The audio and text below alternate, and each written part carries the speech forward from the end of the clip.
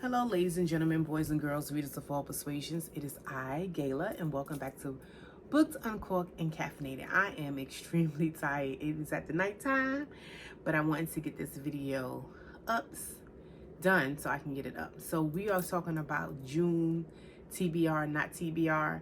But this is a special edition. This is a Father's Day edition. I wanted to recommend some books for fathers and things that they can go to when they are feeling good about life, when they're not feeling good about life.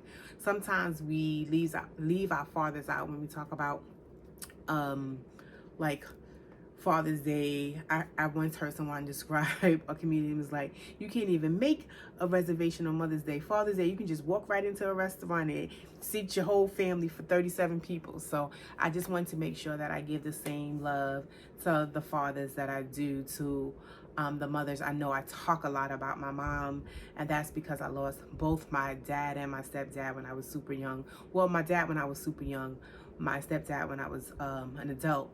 But it's been a void in my life, and I think about them more often than not. I don't usually talk about it, but I talk about it with my mom, and so I wanted to dedicate this video to fathers, even fathers who step up and take care of children that are not their own. Like, I lived longer with my stepdad than I did with my dad. So yeah, here we go. So the first three books I really want to make mention of. Those who have been here before know I have a 9-to-5 and a 5-to-9. I'm a clinician after hours, and a lot of times it's hard to find resources to cater to Black and brown men. I have a lot of Black and brown men as clients. For some reason, that's kind of my niche. If I was to have one, I guess there is a comfort they have, and I'm happy that they found a safe space with me as a clinician. So the first book I will talk about is Self-Care for Black Men, 100 Ways to Heal and Liberate by Joel Caraballo.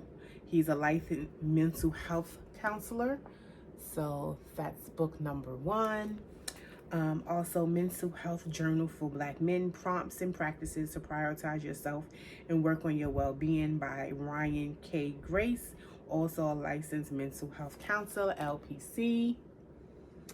These are all great books, and I love the way they look also. And then there's another one, Self-Care for Black Men, Workbook for Mental Health, Self-Love, and Self-Reflection with Journaling and Affirmations by Marcus H. Hayes. And he's a writer and advocate for holistic self-care dedicated to the mental, emotional, and financial well-being of Black men. But he is not a licensed clinician. I want to make that clear as well. Not saying that he can't help, but that's his book. So those are the 3 books as far as catering to Black men's mental health. And not to say that the other books aren't, but those are geared by mental health professionals. These books are popular books by Black men. And the first 2 is by Professor Ta-Nehisi Coates, Between the World and Me. This was kind of his love letter to his son. It says, this is your country, this is your world, this is your body, and you must find some way to live within all of it. And this was actually a great read.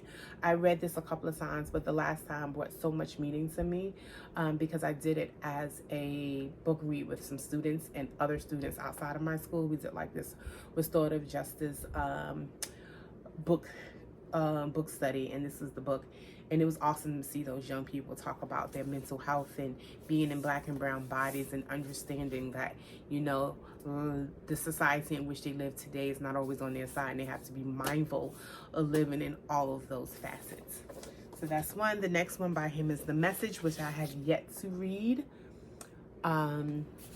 And this one says, written as a dramatic moment in America and global life, this work from one of the country's most important writers is about the urgent need to untangle ourselves from the destructive myths that shape our world and our own souls, and embrace the liberating power of even the most difficult truths. So I'm excited to read that, and maybe I'll suggest doing this as a big read with my students next year. The next book is an oldie but goodie. And the author of A Lesson Before Dying, Ernest J. Gaines, In My Father's House. And this one is about, let me just read it instead of trying to go through it. The young man's secret burden explores into the open, and Philip Martin begins a long neglected journey into his youth to discover how destructive his former life was from himself and those around him. So this is an oldie but goodie, Ernest J. Gaines. I picked this up at a discount from the Center for Fiction bookstore here in Brooklyn. They're in Brooklyn. So yeah, In My Father's House is another book. And last but not least, I got this on one of my journeys. I think I got this during like a bookstore crawl, an indie bookstore crawl, and by Kwame Alexander, Why Fathers Cry at Night. And this says, a memoir in love, poems, letters, recipes, and remembrance. And it says, Kwame Alexander memoir, Why Fathers Cry at Night, is an unflinching, honest, heart-aching, gorgeous love poem to his family. Kwame reveals how an everyday occurrence has profound emotion with the deft hand of a master. It tells his story, and we reflect on our own. I cry, I laugh, I savor each word. And that was by Mary Alice Monroe, the author of the Islanders series.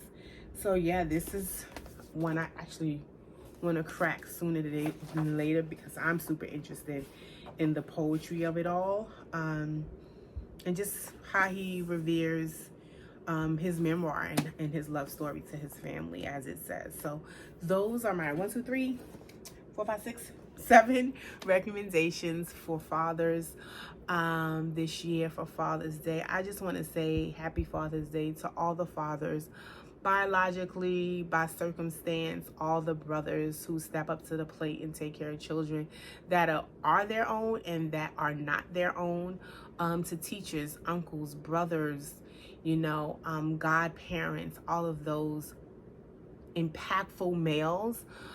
Just as much as I've had women be impactful in my life, I've also had men be impactful in my life. And a special shout out to my brother from another mother. He lives in DC. I often talk about him. Those who know me know him. And also, I hate to say stepbrother, so I won't. My other brother from my stepdad. I want to say thank you, Jeffrey, for always stepping in and loving us, me and my mom, as, you know, chosen family do. You always come in a clutch. And if I haven't told you, I love you more than you can possibly imagine. Yeah, and I'll see you sooner than later. I'm dropping your gift off at Mommy House. I probably won't see you Father's Day, but I'll see you before I go on vacation. Anywho, to all the fathers out there, happy Father's Day. And for those who come follow me, thank you for following me, and do all of the things. Like, comment, subscribe, share, drop a book that you can recommend to fathers, and I'll see you in the next video. Deuces. Bye.